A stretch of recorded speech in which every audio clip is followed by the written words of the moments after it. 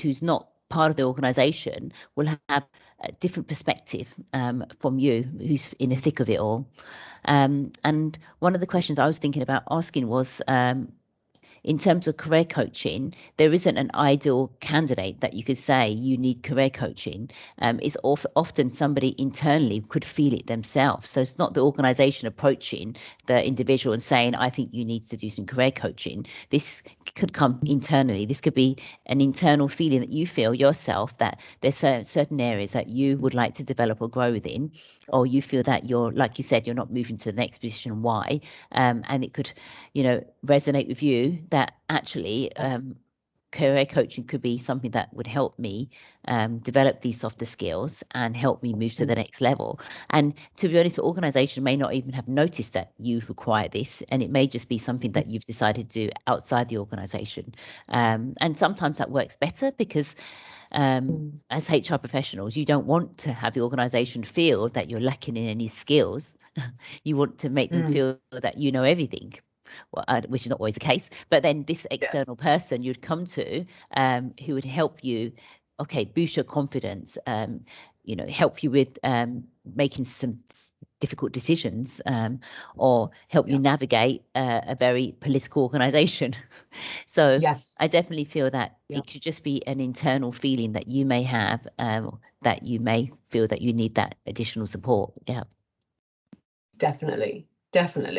And actually I'm a huge advocate as well of because that happens quite a lot, that people do, as you say, ask for coaching and say, actually I think this could help me. And I'm a huge advocate for more junior people having coaching, because quite often I think coaching is traditionally seen as something for senior leaders and people who need help at that point. And I think it's hugely valuable to do it for more junior people, rather than going on what I would call a generic training course, about leadership or management, that actually you have coaching in what do you find okay about management and what do you not find okay? Where are the challenges? Let's work through some of these things and do it together.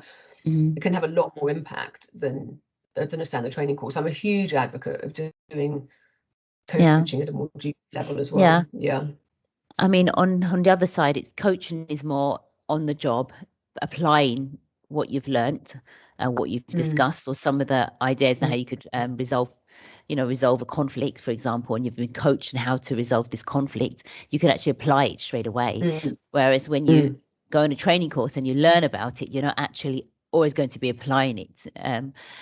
So I do feel that there's some positives around coaching and actually learning and immediately applying, rather than learning and having this space of 1 year go by and oh yes, I remember I learned how to manage this, but now I can't even remember the steps that I would possibly take. So there's something around that as well. Yes. Any more questions from anybody? Any more questions, Yusuf? I think that is it. Perfect. This podcast. Wonderful.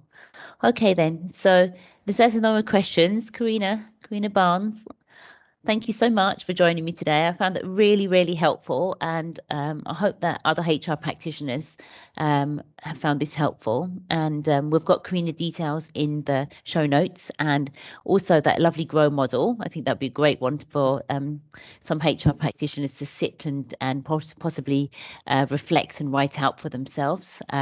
Another really useful tool that I wanted to guide some of my HR practitioners to is the CIPD professional map, because they've recently changed it. And if you are a member and you go onto the website, you can actually do a self-assessment.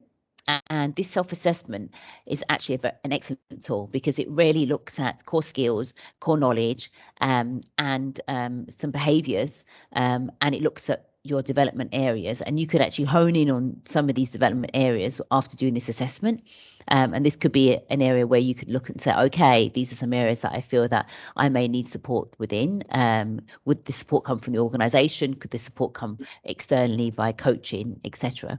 So that would be one tool that I would suggest my learners to look into, or all HR practitioners to look into. Yeah, perfect. Anything to add, Karina? No, I think that's it. It's been a really interesting session. It's been great to talk to you, and I've really enjoyed it on my side. So thank you for having me. Really appreciate it. Thank you. Thank you, everyone, for joining today. And thank you, Karina. Thank you, Natasja. thank you.